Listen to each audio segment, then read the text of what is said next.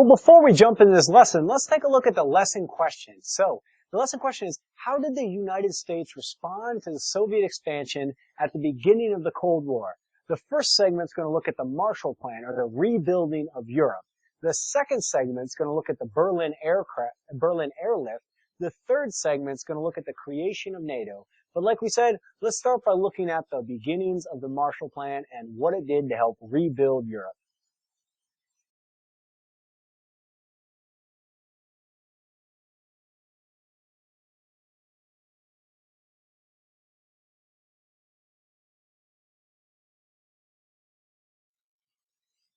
After World War II, dozens, actually hundreds of European cities had been completely flattened by bombing campaigns, and it was just a really difficult situation after World War II. In addition, many of the countries were on the verge of bankruptcy as well. They could not pay for their debts. They couldn't pay to rebuild their cities, so it was really a dire situation. Cities, like we said, had been destroyed. Citizens were living in poverty. Look at these children here that are maybe sitting right outside their house. I mean, and look at it. It's just complete rubble behind them. So you got to imagine if this is you or your younger brother, you are in a desolate situation. There was also extremely high unemployment. The factories where their fathers or mothers or cousins or aunts or whoever had been working in had usually been destroyed. And so as a result of this, the United States was afraid that this would make Europe very vulnerable to communism, that these people who were out of work, their houses had been destroyed, would look to communism as a new way to build them up. To counteract that, the United States introduced the European Recovery Plan, or the ERP, which was named the Marshall Plan after the U.S. Secretary of State, George Marshall. And it was intended to stabilize Europe and support democratic governments. And so what it did is it provided $13 billion to help Europe rebuild and make Western Europe a land that would just be excellent and prone to democracy and not communism. So here are the nations that took some of that $13 billion. And if you notice, Portugal right here, Great Britain, and West Germany here, Austria and Turkey. But notice right here, you don't see any of the money going there. Let's take a look at what happened in Eastern Europe, or behind the Iron Curtain, where the Soviet Union has suffered some of the greatest losses during World War II as well. And the United States, under the Marshall Plan, it offered the Soviets and its satellite states in Eastern Europe money as well. And this was a plan to help those states and the Soviet Union recover as well. But as you can imagine, the Soviet Union rejected that money, being afraid that by letting the Marshall Plan in, it would show how the democratic United States was helping out these countries, and the Soviet Union wanted the tightest control over Eastern European nations.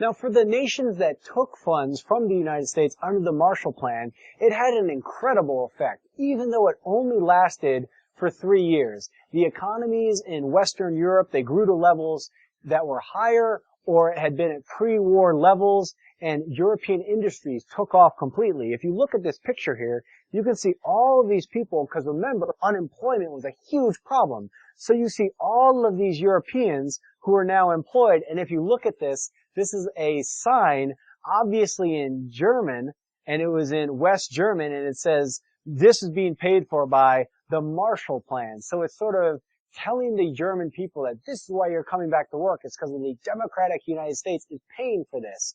In addition to getting people back to work and allowing the industries to take off, trade led to a more unified Western Europe as well.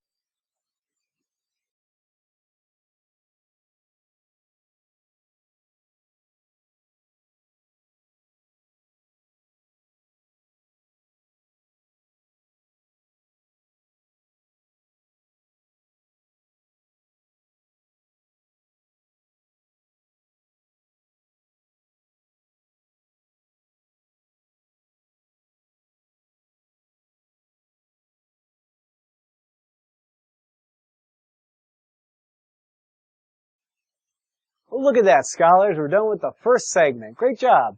Let's move on to the second segment. But before we do, let's take a look at the lesson question, which is right above me. It says, how did the United States respond to Soviet expansion at the beginning of the Cold War? We just saw how the United States responded economically by the passage of the Marshall Plan. Now let's look at how the United States responded with the Berlin airlift.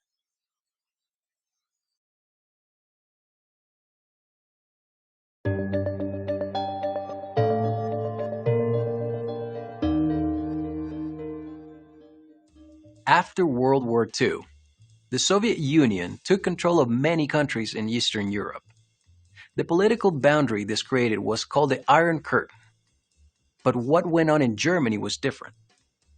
Take a look at this map. You can see the division of Germany and the division of its capital, Berlin. Notice that the eastern part of Germany was completely controlled by the Soviet Union. The Allied powers had divided both Germany and Berlin into 4 zones. Each zone was controlled by a separate Allied power: the United States, Great Britain, France, or the Soviet Union. But Stalin, the leader of the Soviet Union, wanted to control all of Berlin because it was located entirely within Eastern Germany. You can probably guess that Great Britain, France, and the United States didn't agree. So the Soviet Union set up the Berlin blockade with the idea of putting pressure on the Allied powers. The Soviet Union blockaded West Berlin by stopping anyone and anything from traveling through the Soviet zone to West Berlin. A blockade keeps goods and people from entering or leaving a place. Stalin and the Soviet Union cut West Berlin off from the rest of the country, so people in West Berlin couldn't get what they needed from the other allies in Western Germany. Stalin hoped to make all of Berlin rely on the Soviets for supplies, instead of the US, Great Britain, and France. Stalin also wanted to force Berlin to turn to the Soviet Union for protection. He was trying to gain complete control of the city. Stalin's plan was to place all of Eastern Germany, including all of Berlin, under Soviet control. And as anyone could predict, the other Allied powers were not at all happy with the Soviet Union's actions.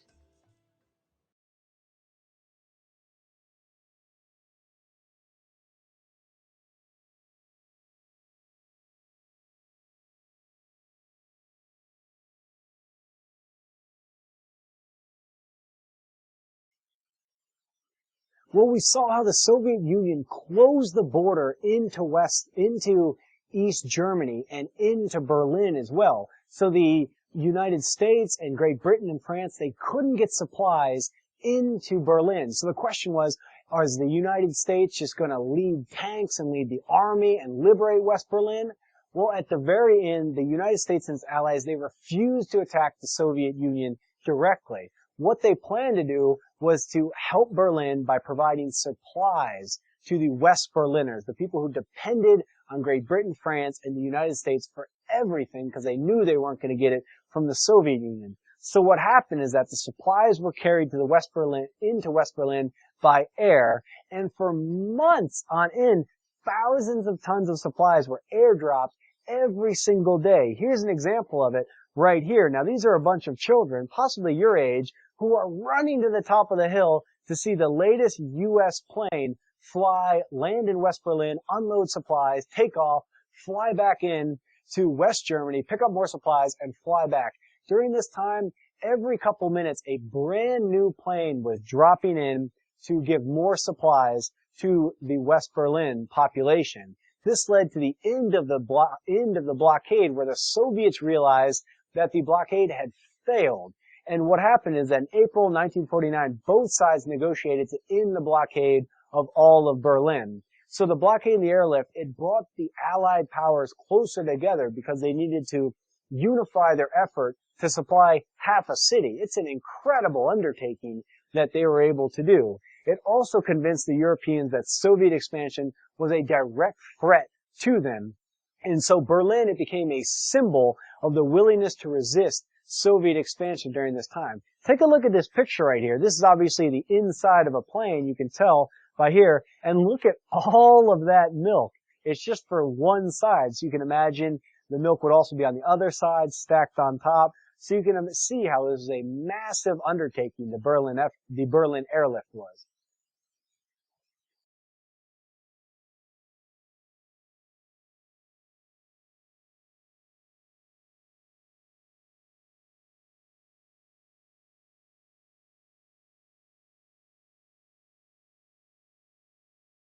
Well, after the Berlin airlift, things and events in East Berlin and in East Germany continued to grow worse for the Germans living in that area. So that in 1949, people were fleeing East Berlin and East Germany to get into West Berlin or West Germany out of Soviet control and out of the Soviet grasp. So to stop this exodus of thousands of people leaving, the Soviet Union, they decided to stop it. And the way they did was in 1961, they built a wall between East and West Berlin. So the Berlin Wall, it became a symbol of the Iron Curtain, and it went up practically overnight. So you can see this is the wall right here, and it goes all the way through the city. So even if you live in this building right here in East Berlin, and let's say your family member lives over here, you would never ever be able to visit them because this wall divided you, and the Soviets knew that if you left here and came over here, you were never coming back. So entire families were divided for decades on end.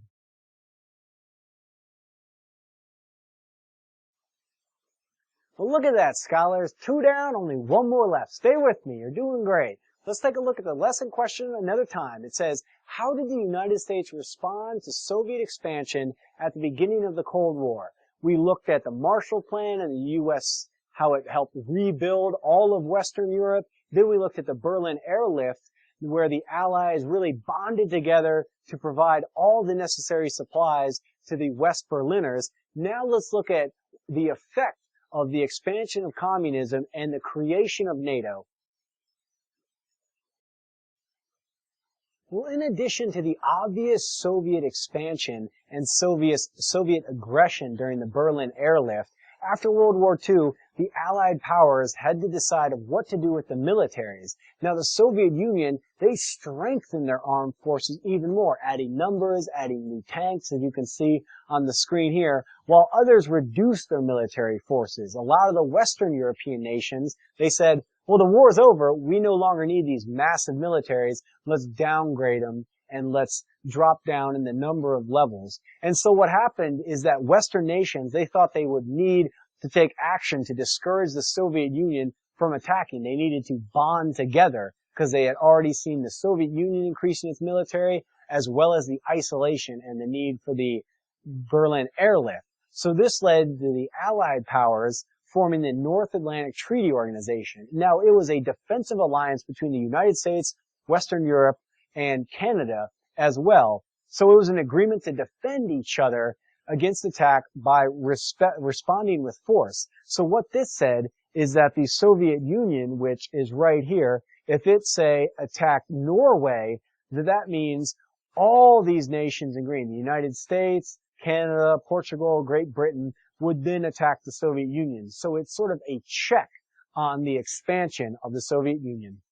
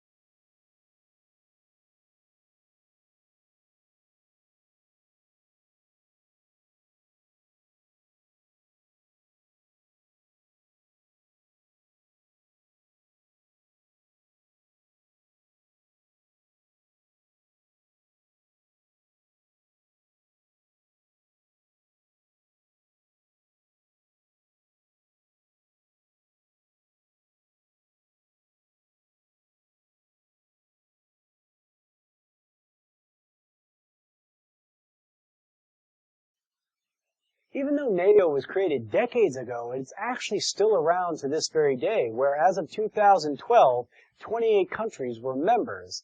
And on September 11th, 2001, when the United States was attacked, it triggered the Mutual Defense Clause for the first ever time, that attack on one is an attack on all. So NATO troops actually serve in missions in many nations, for example, in the U.S.-led coalition in Afghanistan, as well as more recently in Libya, where where NATO troops helped bomb many of the facilities controlled by the Libyan dictator Muammar Gaddafi.